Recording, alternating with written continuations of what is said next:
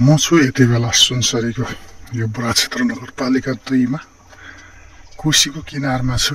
यो देख्दै हुनुहुन्छ त्रिकोण।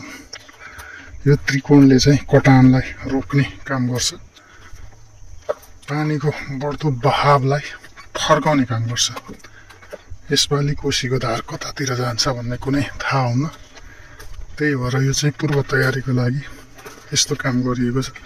र यहाँदेखि तल पुछारसम्म कटान जहाँ जहाँ सम्भावित कटान हुने ठाउँ छ त्यहाँ चाहिँ यस्तो गरिएको छ। कोसी एकदमै नजिक छ, सप्तकोशी यहाँनिर छ। र यो डिलमा विशेष गरी यो डिलमा चाहिँ धेरै क्षति पुर्याएको छ।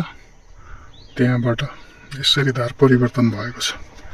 अब जेठ असारमा यो डिल भत्कायो भने चाहिँ यो बाँध सजिलै कटान गर्न सक्छ। यस्तो गरी त्रिकोण लगाइन्छ र यसमा मुनि बाँस लगाउने काम चाहिँ बाँकी छ।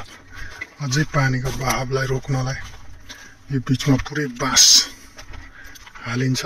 यस्तो छ साथी, कोसी कटान रोक्नलाई सिमेन्टको पिल्लर र यो हरेक साल हाल्ने काम हुन्छ। कति कोसीले बगाउँछ भने कति चोरी हुन्छ। यही चिज हामीले हाम्रो सुरक्षाको लागि, आफ्नै देशको सुरक्षाको लागि, आफ्नै जमिनको सुरक्षाको लागि भनेर बुझ्दैनौँ। थोरै पैसाको लोभमा 200, 400, 500, 1000 रुपियाँ गोटा यो सबै बेचिदिने काम गर्छन् चोरहरूले। यहाँ हरेक वर्ष चोरी हुन्छ, यो हरेक वर्ष लगाइन्छ। थोरै मात्र कोसीले बगाउँछ भने धेरै मात्रामा यो चोरी हुन्छ।